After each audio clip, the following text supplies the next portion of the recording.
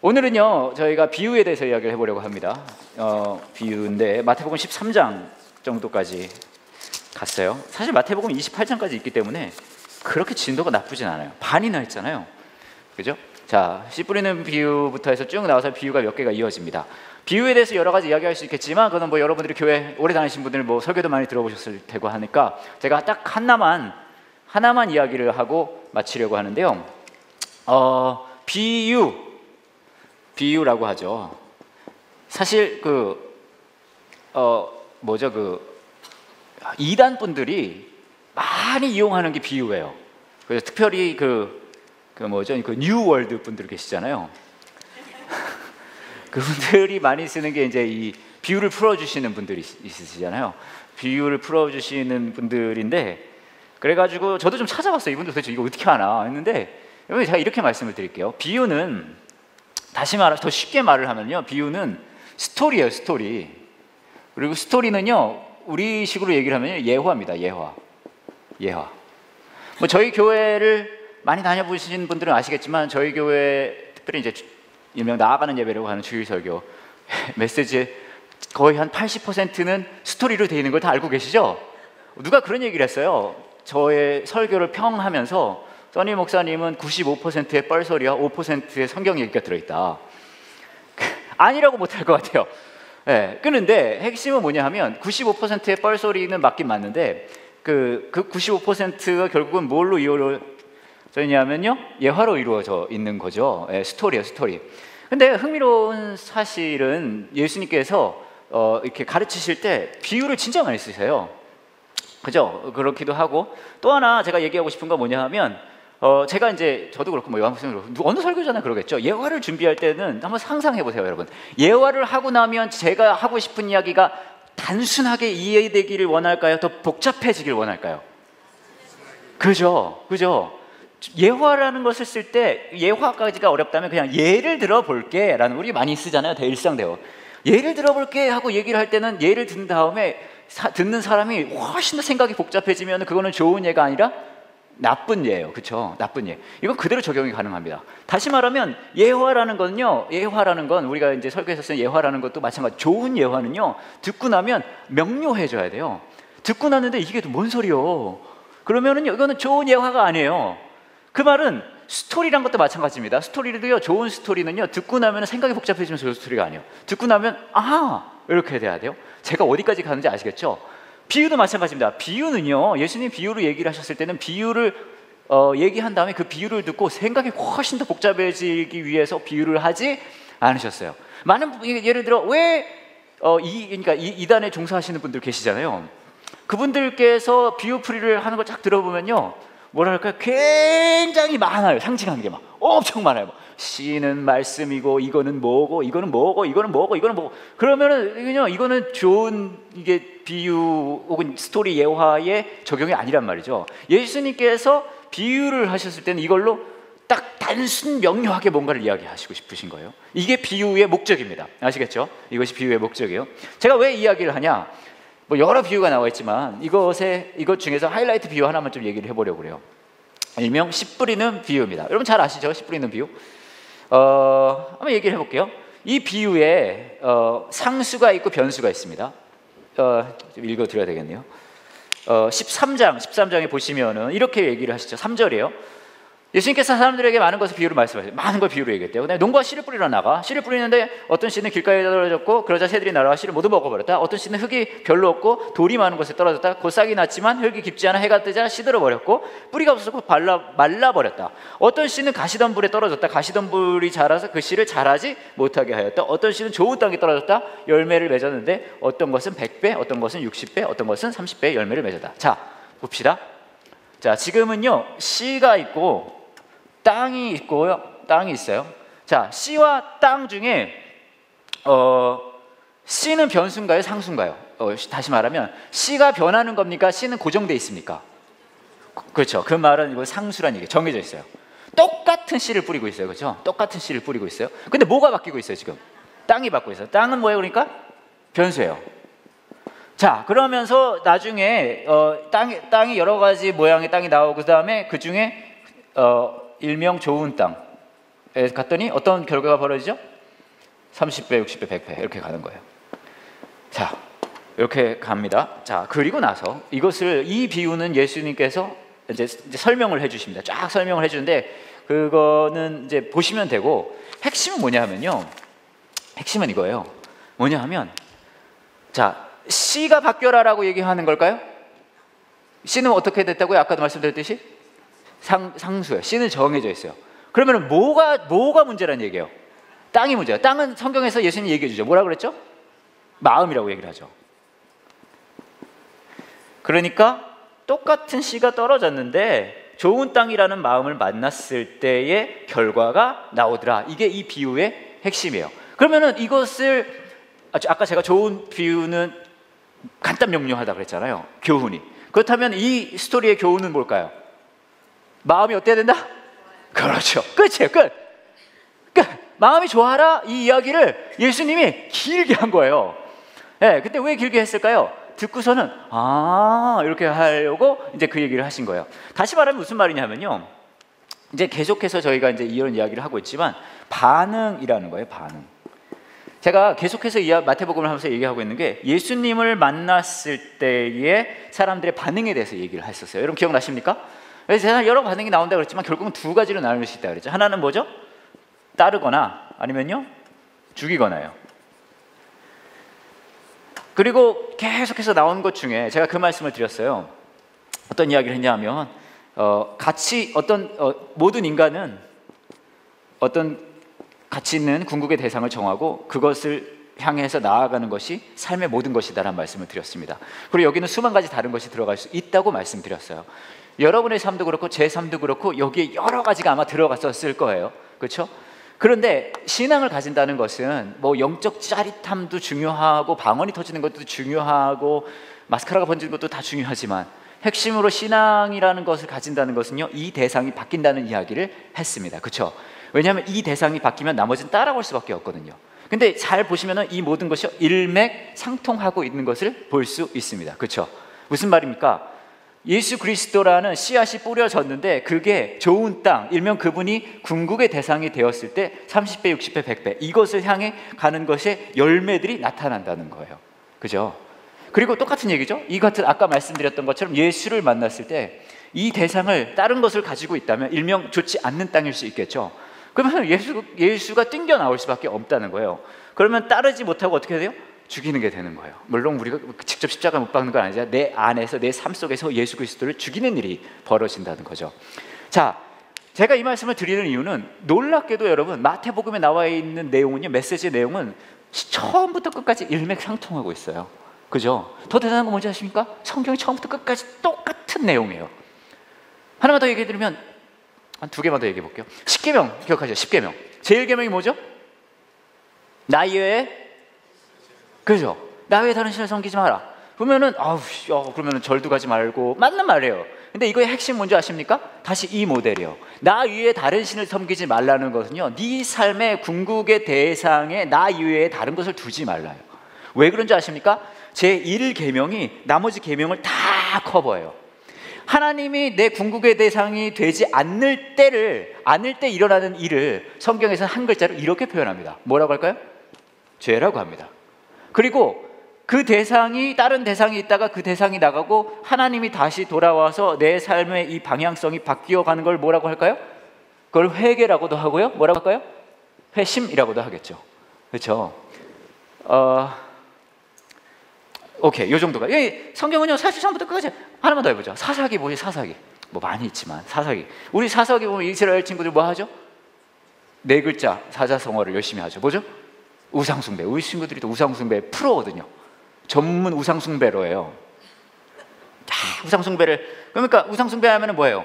여기에 뭔가 다른 대상이 들어. 이게 되게 웃기는 게 뭔지 아십니까? 사사기에 나오는 우상숭배는 흥미로워요. 왜 흥미롭냐면요, 실제로 이 사람들이 진짜 바알이나 아세라를 그들을 궁극의 대상으로 두진 않아요. 무슨 말이냐 하면, 바알과 아세라가 상징하는 게 뭐냐 하면요, 아이를 다산과 이렇게 많이 재는 거, 풍요. 여러분들 한국말 잘 모르는군요. 풍요. 풍요. 다산과 풍요의 상징이 바알과 아세라예요. 근데 그들을 열심히 섬겼다는 거예요. 왜 그럴까요? 바알과 아세라가 궁극의 목적이 아니죠. 뭐예요? 이 세상에 살면서 자신의 욕망을 성취하고 싶은 거예요. 그러니까 어쩌면 바알과 아세라도 상심했을 거예요. 자신들이 도구로 쓰여졌을 거예요. 버림받았어요. 여하튼 그러고 있을 때 어떤 일이 벌어져요? 막 외래 민족들이 막 쳐들어오죠. 그러면 얘네 막 흥분해 하고 이제 하나님한테 울부짖죠. 막 징징대요. 어떻게 돼요? 하나님이 누굴 보내요? 사사. 영어로 하면 뭘까요? 4 그렇게 되잖아요. 그러면은 왜 제가 이런 얘기 잘 안 해왔는데 이렇게 보니까 연령대가 딱 요 연령대인 거예요. 벌써 여기 있는 몇 명의 중년의 남성분들은 지금 막 쾌감을 느끼고 있어요. 4 모든 여성들의 로망 아니겠습니까? 4 갑니다. 끝없이 벌어지는 아무 말 대잔치. 사사가 가서 구해줘요. 그럼 이스라엘 백성들이 어떻게 되는 줄 아세요? 그래요. 그 다음에 이제 궁극의 대상이 뭐가 돼요? 하나님이 되는 거예요. 약발이 좀 가요. 그러다가 우리 친구들 뭐예요? 또 이제 막 욕망이 욕망 막 그래가지고 막 여기 저만을 찍고 나타나가지고 막 그런 일이 벌어지는 거예요. 그래가지고 이렇게 되면은 다시 여기 이제 다른 거 욕망 막 들어가고 막 그러면은 또 얘네 막 그렇게 하면은 막 사사들 왜 이래 침대로 얘네도 막 그러면 이제 막 이게 막 반복되어지는 게 사사. 무슨 말입니까? 처음부터 끝까지요. 이게 계속해서 진행되는 거예요. 진짜 흥미로운 사실은 뭔지 아십니까? 제가 하나만 더 얘기를 할게요. 이스라엘 백성들은요 자기들이 망할 거라고 생각 안 했어요. 왠지 아세요? 자신들은 하나님이 선택한 민족이고 그것에 근거한 자신들의 종교적 전통을 지키고 있기 때문에 괜찮다고 생각했죠. 근데 되게 놀라운 사실은 뭔지 아십니까? 하나님은요 자신이 궁극의 대상이 되지 않는다면 그깟 전통 따위는 전혀 신경 쓰지 않는 분이세요. 이거 되게 중요합니다. 하나님은 그분이 우리의 궁극의 대상이 되는 게 중요한 게 생각하는 분이시지 그것을 위해 만들어져 있던 전통쯤이야 별로 중요하지 않게 생각해요. 이스라엘 백성들은요 자기들이 만든 그 성전과 그 하나님의 민족으로서 만들었던 그 도시와 그게 절대 망할 거라고 생각 안 했어요. 왜냐하면 이것은 하나님이 우리를 선택했고 그거의 근거에 만든 모든 것들이니까. 근데 어떻게 됩니까? 이스라엘 백성들이 영원합니까? 훅 가죠. 네, 훅 가요. 훅 가요. 그들은 몰랐던 거예요. 이게 진짜 중요했던 것을.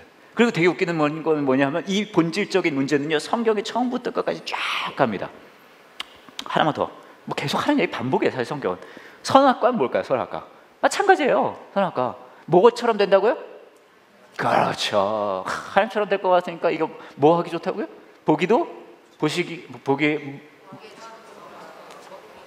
구함직도 하고, 그렇죠. 모감직도 하고 막 그런 거죠. 욕망이 사로잡기 때문에 하나님 이 자리에 있을 수 없어요. 뭐 하여튼 그러니까 처음부터 끝까지 쫙 가는 거야. 자, 그래서 반응에 대한 이야기라는 것을 다시 한번 말씀을 드리면서요. 하나 더 비유 얘기해 보면요. 밀과 가라지의 비유가 있습니다. 13장 27절에 이렇게 나오죠. 주인님 밭에 좋은 씨를 뿌리지 않았습니까? 근데 어디서 이런 가라지가 나왔을까요? 주인이 대답합니다. 원수가 그랬구나. 종들이 주인에게 물었습니다. 저희가 가서 가라지를 다 뽑아버릴까요? 주인이 대답합니다. 아니다. 너희가 가라지를 뽑을 때 밀도 함께 뽑힐라. 추수할 때까지 함께 자라게 놔두어라. 추수할 때 내가 일꾼들에게 먼저 가라지를 거두어 묶어서 불에 태우고 밀은 거두어 곳간에 쌓으라고 하겠다라고 이야기를 하고 있어요. 이거는 무슨 말일까요? 뭐 사실 더 얘기를 할 수 있겠지만 줄이면 좀 간단하게 말하면 뭐예요? 무슨 말이냐 하면 밀이 이렇게 있습니다. 가라지도 막 있어요. 그죠? 가라지도 있어요. 근데 초반에 와가지고 이거 뽑아버릴까요? 그랬더니 주인이 뭐라 그래요? 냅둬요. 아직 아니요. 그죠? 냅둬요. 그럼 어떻게 될까요? 이게 더 티가 나게 보이게 되겠죠? 그러면 그때 가라지를 뽑아서 그때 없애면 된다라고 얘기를 하고 있는 거예요. 이게 핵심은 무엇입니까? 이게 핵심이 뭐냐 하면요. 궁극의 대상이 맞다면 당연히 그 결과물은 나올 수밖에 없다는 거예요. 냅두면 그 결과를 볼 수 있다는 거예요. 어떤 사람들은 그렇게 얘기합니다. 하나만 제가 간단히 얘기를 하면 신앙을 가졌는데 못된 사람이 너무 많아요. 그렇게 얘기하는 분들이 계세요. 그죠? 그러면 뭐 그렇게 말할 수 있겠죠. 사실 여러분도 못 됐잖아요, 그죠? 네, 저도 못 됐거든요. 장난, 인간성 되게 더러워요, 저도. 지난주일에도 외환 목사님이 저 인간성 더럽다고 되게 얘기를 했다고. 자리를 못 비우겠어요, 이거. 그런데 제가 얘기하고 싶은 거는, 그렇다면 인간성 더러운 것을 보면은 그 사람이 신앙이 있는지 없는지 알 수 있습니까? 물론 판단하기는 어려워요. 판단하기 어렵습니다. 판단하기 어렵지만요, 하나 중요한 거는요, 이것도 맞는 말이라는 거예요. 무슨 말이냐면, 내 안에 예수 그리스도가 내 삶의 궁극의 가치가 됐을 때 내 삶의 변화라는 것은 필연적일 수밖에 없다는 거예요. 그러니까 내 삶의 변화가 없다면, 내가 지금 궁극의 대상으로 삼고 있는 대상이 무엇인가를 점검해 봐야 된다는 거죠. 네. 그 이야기를 하고 있는 거예요. 결과물이 냅둬도 돼. 어차피 더 드러날 수밖에 없어. 이런 비슷한 얘기를 예수님께서 계속하세요. 좋은 열매는 어떤 나무에서 나온다고요? 그렇죠. 계속 같은 맥락의 이야기를 하고 계시죠. 신앙의 삶은 잘 보세요. 이것은 다른 대상인데 여기를 내가 여러 가지 종교적인 것으로 채워나가겠다, 이것이 거듭난 삶이 될 수가 없어요. 신앙의 삶을 먼저 하시면 이거 자체가 바뀌었을 때 이건 저절로 따라오는 거거든요. 네. 자, 이런 비슷한 얘기를 앞으로도 계속 할기 때문에 하나만 더 제가 얘기를 해볼게요. 하늘나라에 대한 비유가 있어요. 보물과 진주의 비유가 있고 고기 잡는 그물의 비유가 있는데, 제가 제일 좋아하는 비유 하나만 더 얘기를 해보고 할게요. 아까 제가 기도할 때도 이야기했지만 13장 44절에 짧아요, 굉장히. 하늘나라는 밭에 숨겨진 보물과 같다. 어떤 사람이 그 보물을 발견하고 다시 밭에 숨겼다. 그는 매우 기뻐하며 돌아가서 가진 것을 모두 팔아 그 밭을 샀다. 한 절짜리 비유입니다. 한 절짜리. 완전 짧지 않습니까? 그죠? 한 절짜리예요. 근데 이게 얼마나 강력한지 몰라요. 강력한지. 무슨 말이냐 하면 쉽게 말하면 일명 하늘나라라고 불려지는 것,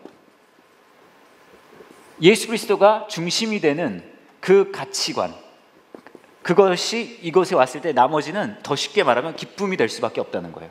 왜냐하면 이거 자체를 누리는 삶이기 때문에. 신앙의 삶은 그렇기 때문에 막 이렇게 얘기를 해볼게요. 가장 좋은 전도가 무엇입니까? 이렇게 물어본다면, 제가 사실 이 학부모 상담 많이 하거든요. 청소년 길을 두고 지나고 있는 그런, 그 당시에 이 뭐랄까요, 포유류를 집에 두고 있는 부모들이 있어요. 이것은 거의 포유류나 다름이 없다. 이건 집에 오면은 이러고 있다가 밥이나 퍼먹고 다시 지방에 들어가서 나오질 않는다. 이것이 동물을 키우는 것과 뭐가 다른지 모르겠다. 막 그런, 뭐 여하튼 상담을 하면서 얘기를 하는 거예요. 아이에게 신앙교육을 어떻게 해야 될지 모르겠다. 뭐 그런 상담 제가 많이 합니다. 그럼 저는 그렇게 늘 얘기해요. 비슷한 얘기일 수도 있는데, 가장 좋은 전도 방법이 무엇입니까? 교리를 얘기해 주는 걸까요? 사형리가 나쁘다는 건 아니지만 사형리란 게 있어요. 당신은 죄인입니다. 그리고 막 하나님은 당신을 사랑하시면 뭐 이렇게 막 율동까지 해가면서 당신에게 사형리를 보여줄게요. 하나님은 당신을 사랑하, 막 이렇게 뭐 이런 걸 할까요? 아니면은 뭐 길거리에 나가서 막 찬양을 막 뭐 다 좋아요. 나쁘다는 얘기를 하려는 건 아니에요. 근데 가장 좋은 전도의 방법은 뭔지 아십니까? 삶으로도 맞아요. 그 삶으로도 맞아요. 좀 더 구체적으로 표현하면요, 기쁨이에요. 기쁘게 사는 게 최고의 전도예요. 왜냐하면 내가 기쁘잖아요. 우린 다 알고, 우린 모두 인지를 해요. 주위에 어떤 인간이 가장 지금 해벌레하고 살고 있는지. 그리고 우린 다 궁금해요. 이 인간이 왜 이러고 살지? 그리고 그것을 알고 싶어요. 가장 좋은 전도의 방법은요, 뭐냐면요, 기쁘게 사는 거예요. 왜 그런 줄 아십니까? 그렇다고 막 억지로 기쁘라는 건 아니에요. 억지로 기쁜 건 얼마나 힘듭니까? 막 나가서 억지 웃음 지으면서 막,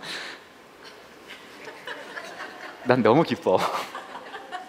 이게 얼마나 좀 위선적이에요. 그렇지 않아요? 가끔 그런 경우 있거든요. 저도 이제, 우리 아버지도 저희 업계에 계시잖아요. 저희 어머니 아버지가 이제 부부싸움을 하는 거예요. 딴 때 부부싸움 해도 좀 괜찮아요. 근데 언제 부부싸움을 하면 좀 치명적인지 아십니까? 토요일 밤, Saturday night. 뜨거워야 되지 않겠습니까? 토요일 밤은? 토요일 밤에 그러면 주일 아침에 우리 아버지 컨디션이 굉장히 이제 막 안 좋잖아요. 되게 놀라운 사실을 제가 이제 어렸을 때부터 봤는데, 우리 아버지가 막, 또 목회자들은요 원래 사명감 갖고 있는 분들이거든요. 죽으면 죽으리라. 내가 오늘 이 여자 죽으면 죽으리라. 사명감 갖고 싸워요. 저도 이제 제 아내와 가끔 이제 천년에 한 번씩 싸우는데 저도 이제 막 임전무태 정신으로 싸우거든요. 막 싸우고 제가 놀라운 걸 본 거거든요. 놀랍게도 토요일 밤에 아버지 막 눈이 막 이러고 막 그랬는데 저희 어머니도 막 그러고 근데 놀랍게도요 주일 아침에 가면요 어머 집사님 집사님 왜 이렇게 오늘 왜 이렇게 옷을 너무 아름답게 입으셨어요? 막 장난 아니에요. 우리 아버지도 막 장난 아니에요. 이거 우리 권사님 그러면서 그러고 나서 예배 다 마치고 집에 와서 2차전 들어가는 거죠.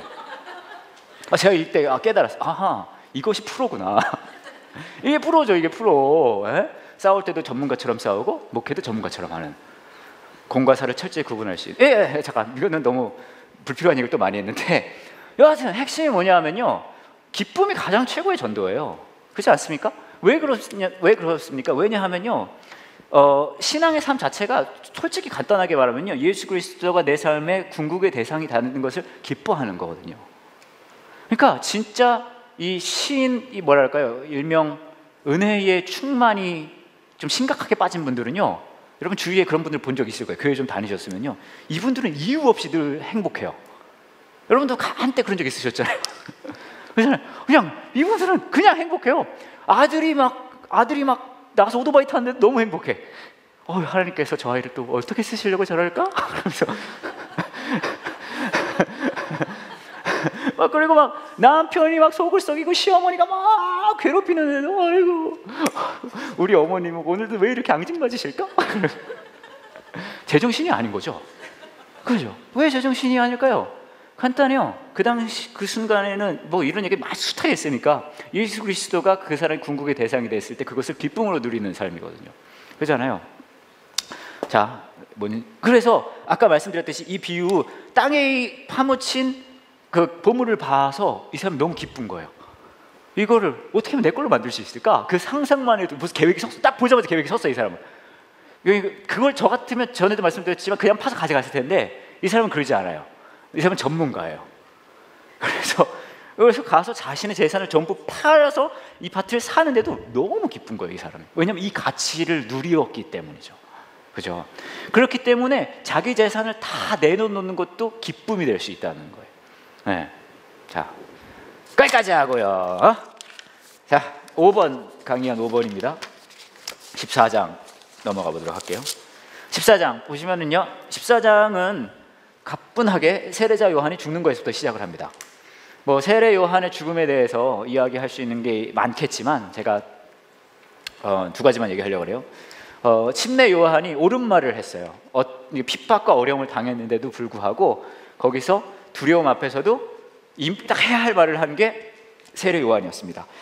그리고 옳은 말을 했기 때문에 세례 요한은 비극적이면서도 희극적인 죽음을 당하게 돼요. 그런데 여기서 무엇을 우리가 배울 수 있습니까? 하나만 제가 딱 말씀드리려고 해요. 크리스찬으로 의인의 삶을 사는 것이 꼭 해피엔딩을 보장해 주지 않는다. 이거 중요하니까 다시 한번 이런 거 가르쳐주는 교회 드뭅니다. 네. 자, 잘 들으세요. 크리스찬으로 의인의 삶을 사는 것이 해피엔딩을 보장해 주지 않는다. 네. 고생이란 고생 다 하다가 죽을 수 있어요. 근데 괜찮아요. 왜 그렇습니까? 크리스찬으로 사는 거는 뭘까요? 어차피 예수 그리스도가 내 기쁨의 대상이 되기 때문에 그걸 기뻐하는 거예요. 다른 거 굳이 뭐 그게 큰 문제가 되지 않는 거예요. 요거 살짝 짚고 넘어가고요. 그 다음 이야기를 좀 해보려고 합니다. 예수님께서 5,000명을 먹인 사건이 일어나요. 예수님께서 5,000명을 먹이신 사건. 5,000명을 먹이신 사건이 일어났는데 이 이야기도 할 얘기가 많지만 제가 하나만 좀 부각을 좀 시켜보려고 해요. 예수님께서 왜 5,000명을 먹이셨을까를 생각해 봤을 때 이렇게 성경은 이야기합니다. 마태복음에서 14장 14절입니다. 예수님께서 배에서 내려 많은 사람들이 모여 있는 걸 보셨습니다. 예수님께서 그들을 어떻게 여겼다고요? 불쌍히. 그리고 병든 사람들을 고쳤고요. 그 다음에 5,000명을 나중에 먹이시게 됩니다. 이유가 그러니까 하나밖에 없어요. 뭐라고요? 불쌍히. 불쌍히 여겨. 그래서 성경의 다른 부분도 보시면 불쌍히 여긴다는 말이 몇 군데 더 등장해요. 그래서 제가 여기 몇 군데 써놨는데요. 누가복음 10장 33절에 이렇게 나와 있습니다. 여러분 잘 아시는 사마리아 사람의 비유예요. 선한 사마리아인의 비유. 이번에 어떤 사람이 사마리아 길을 여행하다가 그가 있는 곳에 이르렀다. 이 그는 잘 아시다시피 강도 만난 사람입니다. 사마리아 사람이 그를 보고 어떻게 여겼다고요? 불쌍히 여겼대요. 또 하나, 누가복음 15장 20절을 보시면 이것은 탕자의 비유예요. 탕자의 비유. 둘째 아들이 다 멀리 갔습니다. 탕자스러운 짓을 했어요. 그 다음에 얘가 깨달았어요. 돌아갑니다. 돌이켜라는 표현을 써가면서 그러죠. 15장 20절에 이렇게 표현을 해요. 그 아들은 이런 아버지에게로 갔다.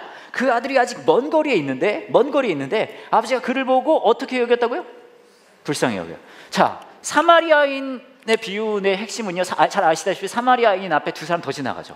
그렇죠? 두 사람 더 지나가는데요, 그 사람들은요, 꼭 도와줘야 할 이유를 가지고 있는 사람들이었어요. 근데 그 사람은 돕지 않습니다. 그렇죠? 근데 마지막으로 사마리아인이 지나가는데 이 사마리아인은 이 사람을 도와요.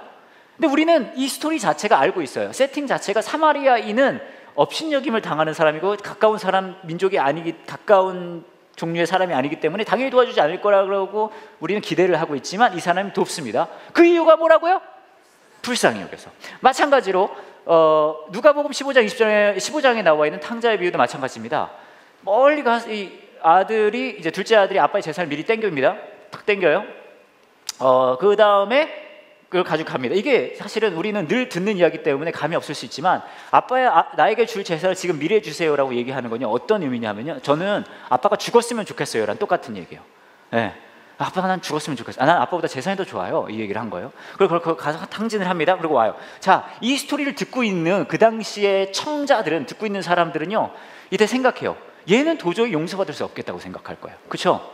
이건 어떻게 이건 용서가 되지 않아요. 지금 돌아가고 있긴 하지만 이 탕자라는 친구가 돌아가고 있긴 하지만 절대 용서받을 수 없어. 용서받을 이유가 없어. 라고 듣고 있는 사람들은 그렇게 이제 기대를 하고 있는 거예요. 근데 용서를 합니다. 멀리 있는데 달려가서 용서해요. 근데 그 이유가 뭐라고요? 불쌍히 여겨서. 제가 왜 그 얘기를 하려고 그러냐면요, 이 불쌍히라는 말이 굉장히 중요하기 때문에 그래요. 불쌍하다는 말은요, 두 가지 의미를 가지고 있습니다. 내가 누군가를 불쌍히 여긴다는 말은요, 첫 번째 중요한 건 그 사람에게 조건 없이 선한 마음을 갖는다는 거예요. 조건 없이. 뭐 없이라고요? 이게 중요해요. 조건 없이. 그러니까 도와줘야 될 이유가 전혀 없어요. 전혀 없는데 그 대상을 향해 선한 마음을 갖는 것을 불쌍히 여긴다고 하는 거예요. 왜냐하면 내가 누군가를 도와줄 때 이 사람이 나에게 그것에 대한 보상으로 무언가를 해줄 거라고 생각한다면 그때 불쌍히 여긴다는 표현을 씁니까? 안 쓰죠. 그때는 뭐라 그러죠? 영어로 하면 give and take이라 그래요. 딜, 거래, 그렇죠? 주고받는 게 있는 거예요. 근데 조건 없다는 말은 무슨 말이냐면, 내가 이 사람으로부터 다시 이것을 받을 이유가, 기대가, 예상이, 계획이 없는데도 불구하고 내가 이 대상을 향해 선한 마음을 갖는다는 거예요. 그래서 무슨 말인지 아시겠죠? 저희 집은요, 제 아내가 저를 불쌍히 여겨요. 무슨 말입니까? 무슨 말이냐면요, 이 여자는 알고 있어요. 제가 그 여자를 굉장히 부유하게 만들어줄 수 없다는 것을. 하지만 그 여자분은 저에게 선한 마음을 가지고 있죠. 저를 불쌍히 여겨요. 그러니까 무슨 말, 조건이 없다는 거예요. 똑같이 우리가 이 세 가지 스토리에서 똑같이 우리가 발견할 수 있어요. 아까 말씀드렸듯이 사마리아인이 지나갑니다. 도와줄 이유가 있어요, 없어요? 없어요. 도와준다 그래도 나중에 이것을 배상받을 그 기회가 있어요, 없어요? 없어요. 그런데 그래도 불구하고 조건 없이 선한 마음을 갖는 거예요. 탕자의 비유도 마찬가지입니다. 이미 떠난 아들이 있음에도 불구하고, 용서할 필요 없음에도 불구하고 조건 없이가 중요해요. 두 번째, 이것이 불쌍하다는 현상을 설명하다면, 이 두 번째는요, 불쌍히 여기는 이유를 설명합니다. 뭐냐 하면요, 불쌍히 여긴다는 건요, 공감한다는 뜻이에요. 공감. 무슨 말이냐 하면, 여기 나와 있는 불쌍히라는 말이 스팔랑키니조마이라는 말인데, 어떤 말이냐 하면요, 상대방이 그 느낌을 그걸 내가 느낀다는 얘기예요. 느낀다. 공감이란 말이 무슨 말이냐면, 이 사람이 어떤 감정을 느끼는 걸 공유한다는 뜻이잖아요. 감정을 공유한다, 그렇죠? 공감. 그러니까 왜 우리가 누군가를 불쌍히 여깁니까? 왜 그러냐면, 그 사람을 봤을 때 그가 느끼고 있는 마음을 내가 똑같진 않더라도 비슷하게 느꼈기 때문에, 아무런 다시 뭔가를 보상받을 개런티 뭐라 그러지? 보상받을 여지가 없으나 그래도 돕는 거예요. 공감하는 것이 불쌍히 여기는 원인이고요, 조건 없이는 불쌍히 여긴다는 것을 표현하는 묘사라고 이야기할 수 있어요. 제가 왜 이것을 열심히 이야기를 하고 있냐 하면요, 이것이 저와 여러분이 경험한 십자가의 사랑이기 때문에 그래요. 여러분, 이 똑같은 흐름이 보이십니까? 예수님께서 5천 명을 먹이셨을 때 불쌍히 여기고, 또 그분이 이야기해 주신 예화에 나와 있는 이 표현들이 그대로 우리가 경험한 십자가의 사랑을 표현합니다. 그것을 두 글자로 뭐라 그러죠? 조건 없다. 조건 없이 우리에게 뭘 해줬다. 뭐예요 결국은? 은혜. 그리고 공감. 상대방의 아픔을 내가 아팠다. 무슨 말입니까? 우리가 죽어야 할 자리에 예수님이 죽으셨습니다. 그 자리가 어디죠? 십자가예요. 네. 저는 그 말씀을 드리고 싶어요. 교회가 왜 선행을 해야 합니까? 왜냐하면 교회는요, 교회 밖에 있는 이들을 불쌍히 여겨야 되기 때문에요. 왜 불쌍히 여깁니까? 불쌍히 여기는 것은 조건 없이 그 대상에게 선한 마음을, 선한 행동을 하는 것이고 그들의 아픔을 공감하는 것이기 때문입니다. 그럼 왜 그걸 해야 됩니까? 왜냐하면 우리 역시 그것을 똑같이 경험했기 때문입니다. 은혜를 누린 사람이 다른 이들을 불쌍히 여기지 않는다면요, 그것은 거짓말쟁인 거예요. 무슨 말씀인지 아시겠죠? 예수 그리스도가 우리의 궁극의 대상이 되는 그 과정 중에 경험한 그 은혜, 우리를 불쌍히 여기셨다는 것을 경험했을 때 우리 역시 그것을 쫓아가는 과정에 이 일이 그대로 일어날 수밖에 없다는 거죠. 무슨 말씀인지 아시겠죠? 그래서 생각해 보셔야 돼요. 나는 왜 이렇게 착하지가 않을까? 확 찔리네요. 그러면 하나님의 예수 그리스도의 은혜가 내 안에 살아있는가? 내가 그 은혜를 놓치고 있지 않은가? 사실 신앙의 삶은요, 처음부터 끝까지 십자가의 은혜예요. 이게 다예요. 처음부터 끝까지. 얼마나 어려운지 모르겠어요. 이 똑같은 얘기를 맨날 다르게 설교를 하는 게. 이거 하나예요. 이거 끝이에요. 처음부터 끝. 십자가를 경험하고 십자가를 살아내고. 자, 갑니다. 그 다음에 14장 후반부를 보시면은요, 예수님과 베드로가 무리를 걷는 장면이 나옵니다. 뭐 여러 가지 이야기가 있지만 예전에 한 이야기가 있기 때문에 그냥 한 두 가지만 얘기를 하면, 예수님이 무리를 걷는 걸 봤습니다. 그러고 나서 그럴 때 꼭 나서는 분이 계시죠. 제자 중에 드로 형. 우리 드로 형은 우선 내뱉고 생각하는 분이거든요. 오씨, 나도 할래요. 완전 멋지지 않습니까? 그러니까 예수님이 컴온 했어요. 컴온. 그러니까 자연스럽게 이렇게 쫙 올라가지고 우와 했단 말이에요. 그런데 나중에 우리 드로 형이 뭘 보죠? 예수님을 볼 때는 걸었지만 그 다음에 뭘 봐요? 물을 봐요. 물 보니까 어떻게 돼요? 퐁당한단 말이죠. 여러분 혹시 물에 빠져본 적 있으십니까? 계시겠죠? 저도 3번 물에 빠져서 죽을 뻔했거든요. 근데 3번째쯤 빠지게 되면요, 약간 경험이 쌓여서 그런지 당황하지 않아요. 제가 3번째 빠졌을 때는 한 2m 되는 수영장 깊이를 모르고 들어갔거든요. 딱 들어갔는데 원래 딱 들어가면 요 정도 되는 줄 알았는데 끝도 없이 들어가는 거예요. 왜 물속에 딱 들어갔어요. 물 위는 저 위에 있고 2m니까 한 요 정도 됐겠네요. 그죠? 제가 키가 180이 살짝 안 되니까.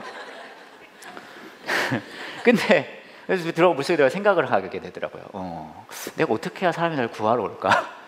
진짜 그렇게 돼요. 하도 많이 빠져버렸대서. 그래서 한번 딱 올라가가지고 슉 올라간 다음에 여기 도와주세요. 좀 창피는 해요, 사실 이거. 도와주세요 하고 다시 물에 들어간 다음에 이번에 좀 약했던 것 같지? 다시 한번 크게 다시 해보자. 그리고 다시 푹 올라가서 막 올라가지고 해가지고 미국에 있는 이제 이 워터파크였거든요. 그래서 이제 구조요원이 저를 구출해 준 적이 있습니다.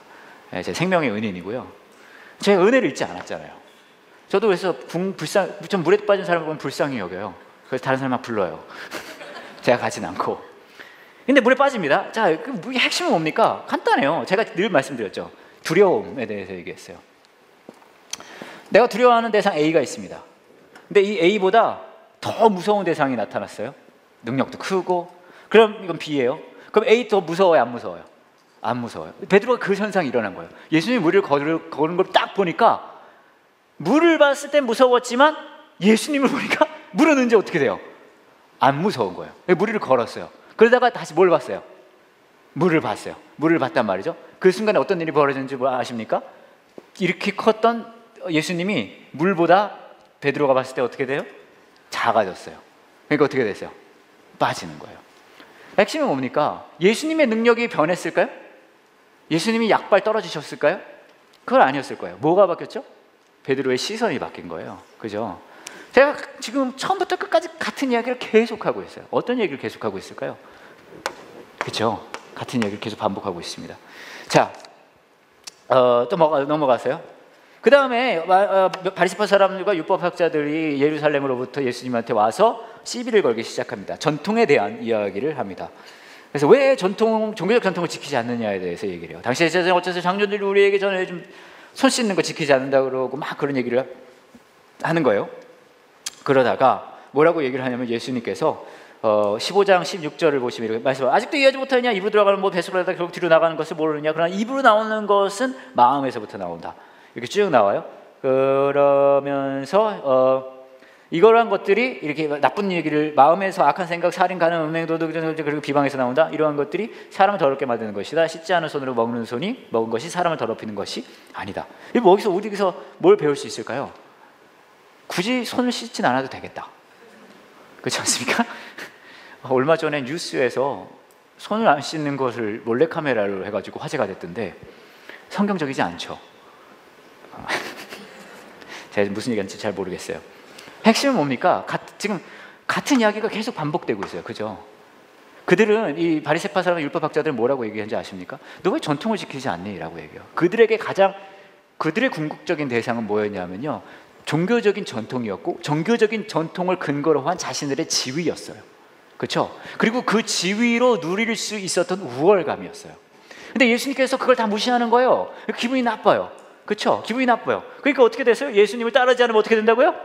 죽이는 거예요. 예수님을 죽이고 싶은 거예요. 그러니까 우선 말로 죽이려고 온 거죠. 예수님이 뭐라고 얘기합니까? 너네 그런 건 다 하지만 니들이 얘기하는 것은 그 전통, 종교적 전통이나 그 예식을 궁극의 대상으로 삼는 거지 실제로 하나님이 거기 있는 건 아니지 않냐라는 얘기를 하는 거죠. 예수님께서. 근데 되게 아이러니한 사실은 뭔지 아십니까? 지금 교회를 다니는 우리에게도 이런 일이 숱하게 일어나요. 그렇지 않아요? 네, 이래서 우리 안에도 이런 것들이 예수 그리스도가 우리의 궁극의 대상이 되어야 할 이 공동체가 뭐 예식이든 뭐 지위든 우월감이든 그런 게 여기에 들어가는 경우가 많이 있다는 얘기죠. 제가 예전에 이런 얘기 저번에도 한번 드린 적 있죠. 네. 여하튼 그 정도 말씀을 드리고요. 그 다음에 보시면은 이제 이방인들의 땅으로 가십니다. 두로와 시돈 지방으로 가셨다고 해요. 그리고 나서 가나안 여자가 예수님께 와서 소리칩니다. 주님, 다윗의 자손이요, 저를 불쌍히 생각하시고 도와주세요. 제 딸이 귀신 들려서 매우 고통받고 있습니다. 이 정도까지만 보면은 좀 할 수 있지 않습니까? 근데 우리 예수님은 진짜 못됐어요. 아니, 도와달라고 하는 이 뭐예요? 이 딸이 귀신 들리, 그것도 자기 문제도 아니고 사랑하는 딸이 귀신 들려서 힘들어하고 있는 여자분이 와가지고 고쳐달라고 하는데 여기에 예수님 뭐 하시죠? 디스를 하세요. 그죠? 이렇게 얘기를 하죠. 15장 24절에 나는 이스라엘 집에 잃어버린 양에게로만 보내받았다. 그때 그 여자가 예수께 와서 저를 간청하며 도와주세요 라고 하니까 예수님 이렇게 얘기해요. 진짜 디스하시죠. 자기 자식의 빵을 집어서 개에게 던져주는 것은 옳지 않다. 대단하지 않습니까? 대단하지 않습니까? 네? 설교 시간에 이런 얘기 해봐요. 그것이 알고 싶다에 나갈걸요? 뉴스앤조이에 나갈 수도 있고.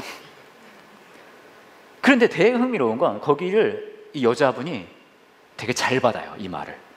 너무 이분이 되게 센스 있으신 것 같아. 27절에 이렇게 말하죠. 그렇습니다. You're right. Yeah. 주님, 그러나 개라도 주인의 식탁에서 떨어진 음식 부스러기는 먹습니다. 놀랍지 않습니까, 이분? 그죠? 그러자 예수님께서 말씀하셨습니다. 여자야, 너의 믿음이 크구나. 네가 원하는 대로 될 것이다. 바로 그때 그 여자의 딸이 나왔습니다. 여기서 궁금한 게 있습니다. 예수님께서 너의 믿음이 크다고 얘기했어요. 이 여자분에게. 그럼 이분의 한 행동 중에 어떤 부분이 믿음이 크다고 표현할 수 있는 부분일까요? 우선 딸을 데리고 온 부분, 그 부분은 어떻습니까? 오늘 어떤 정도 믿음의 표현이라고 할 수 있겠어요? 근데 거기서 예수님이 딱 고쳐주진 않았어요. 뜸들이셨어요. 그리고 거기서 디스를 날리십니다. 그죠? 여기서 도와주세요 하니까 그 다음에 예수님께서 개에게 던져주는 건 옳지 않다라고 얘기했어요. 믿음이 크다고 했을 때의 반응은 이 스토리의 전개상 아무리 봐도 그때의 이 여자분의 반응일 거예요. 그렇습니다, 주님. 그러나 개라도, 자기를 뭘로 봤어요? 개라도로 봤어요. 여기서 우리가 한 가지 알 수 있는 게 있어요. 뭐냐 하면요, 믿음이란 것을 우리가 여러 가지로 표현할 수 있을 거예요. 뭐 교회를 열심히 다니고 기도를 오래 하고 근데 믿음의 핵심은 기도를 막 하고 방언 터지고 그것도 중요할 수 있어요. 근데 그거보다 예수님께서 인정하신 믿음의 핵심이 뭐냐면은 자신의 부족함을 인정하는 거죠. 그래서 되게 흥미로운 사실이 뭔지 아십니까? 유대인들 바리새파 그 율법학자들이 와서 예수님을 만났을 때 그들은 예수님을 따르지 않고 죽이려 했습니다. 근데 아이러니하게도 이 가나안 사람은 이방 여자입니다. 이방 여자인데 이 여자분은 예수님을 만나서 예수님을 따르기로 하는 거예요. 무슨 말입니까? 전통이나 예시 그런 문제가 아니라 이 예수 그리스도를 향한 그 뭐랄까요? 마음의 자세, 삶의 태도, 그거라는 거죠. 그래서 신앙의 핵심은 그런 것 같아요. 저는 그럴 수 있잖아요. 예배 오면 내가 막 은혜 받고 싶습니다. 물론 목사님 설교 좋으면 막 은혜 받을 수 있고 다 좋아요. 근데 보면 진짜 막 일명 막 은혜 막 받을 막 후회한 분들을 보시면은 별거 아닌 거에 막 울고 막 그러잖아요. 왜 그럴까요? 왜 그러냐면 자신이 그 은혜를 입을 자격이 없다는 것을 실감했기 때문이에요. 은혜를 누리는 시작점은 자신의 자격이 없다는 거에서부터 출발하거든요. 근데 여기 예식과 종교적인 행위를 중요하게 여겼던 사람들의 특징은 뭐냐면 그들은 자신들이 자격이 있다고 생각을 했어요. 자격이 있다고 생각한 사람에게 은혜는 누릴 수 없는 덕목이에요. 왜요? 왜냐하면 자격이 있다는 말은 뭐냐면 내가 당연히 누려야 된다고 생각하는 거거든요. 그래서 여러분 모두가 자격 없는 사람들 되시기를 축원합니다.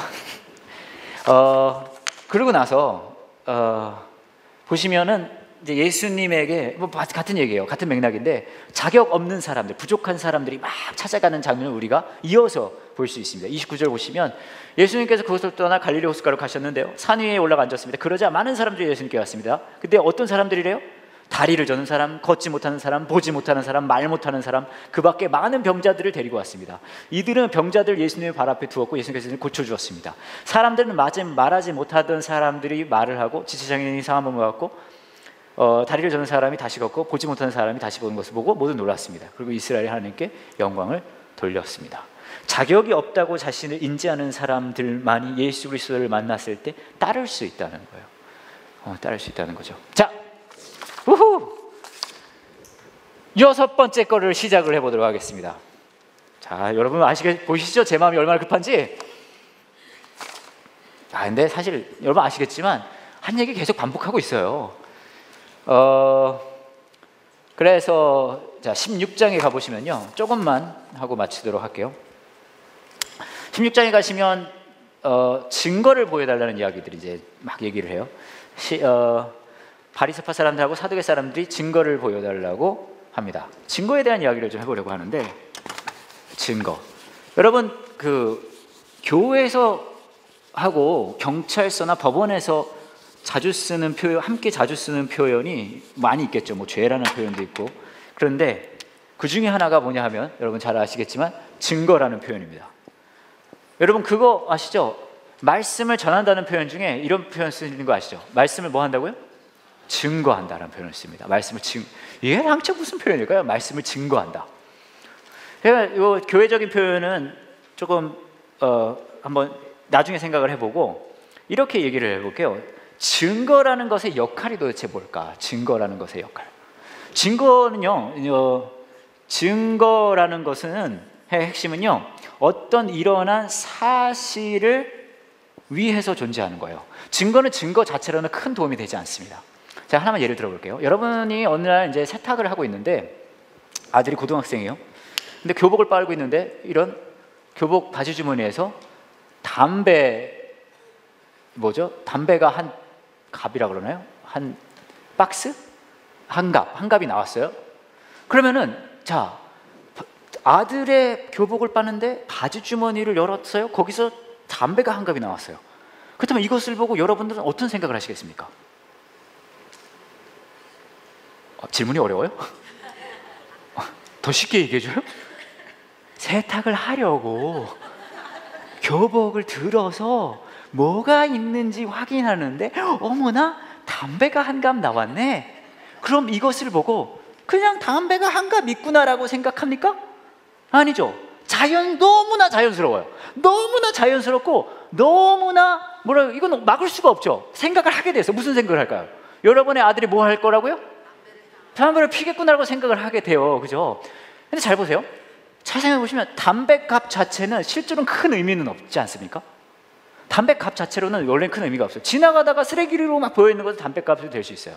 근데 아들의 주머니에서 담배값이 나왔다는 것만으로도 이 담배값은요, 담배값, 제가 발음을 잘못하고 있는 거 뭐가 좀 부자연스러운 것 같아요. 담배값, 그렇죠? 담배값. 그래서 담배값이 나왔을 때 담배값 자체로는 아무 의미가 없지만 그 상황에서는 이게 의미가 있어져요. 무슨 말인지 아시겠어요? 왜 의미가 있어지는 줄 아십니까? 왜 의미가 있어지냐면요, 이것을 통해 여러분이 상상하는 그 사실이 있기 때문에 얘가 의미가 있는 거예요. 제가 왜 말을 이렇게 어렵게 합니까? 왜 말을 이렇게 어려우면 이게 굉장히 중요해요. 이거 자체로는 큰 의미가 없어요. 이것의 존재 이유, 이것이 의미 있는 목적은 뭐냐면요, 여러분이 상상하는 이 사실이 사실인 것을 보여주기 위한 거라는 거예요. 무슨 말인지 아시겠어요? 이거 되게 중요합니다. 우선 이 얘기를 하나 드리고, 두 번째 뭐냐 하면요, 이렇게 한번 상상을 해볼게요. 물론 대부분의 엄마들이 세탁을 하기 전에 아들의 교복, 고등학생 아들의 교복까지 주머니에서 담배값이 나오면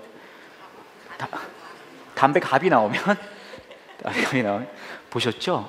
한 번도 펴본 적이 없어요. 제가 호칭조차 할 수가 없어요. 워낙 순수해서 니코틴 프리 렁이에요. 무니코틴 폐. 하여튼 그런데 나왔단 말이죠. 대부분의 엄마들은 그걸 보면 다 이놈의 새끼 그럴 거예요. 그죠? 근데 간혹 그런 엄마 있을 수 있어요. 아니야, 이것은 우연의 일치로 내 아들의 바지에 들어갔을 거야. 그렇게 생각하는 엄마가 있을까요, 없을까요? 물론 대부분은 안 그럴 거예요. 그런데도 충분히 있을 수 있어요. 충분히 있을 수 있어요. 그런데 제 말은 무슨 말이냐면요, 두 번째 말하고 싶은 건 이거예요. 무슨 말이냐면요, 아무리 증거가 있다 하더라도요, 이것을 100% 증명할 수 있는 증거물은 없어요. 어느 정도의 믿음이라는 게 필요해요. 무슨 말인지 아시겠어요? 이거 굉장히 중요합니다. 자, 왜 이게 중요하냐? 증거는 증거 자체는 아무 의미가 없습니다. 사실이라는 것을 보여줄 때만 이게 의미가 있어요.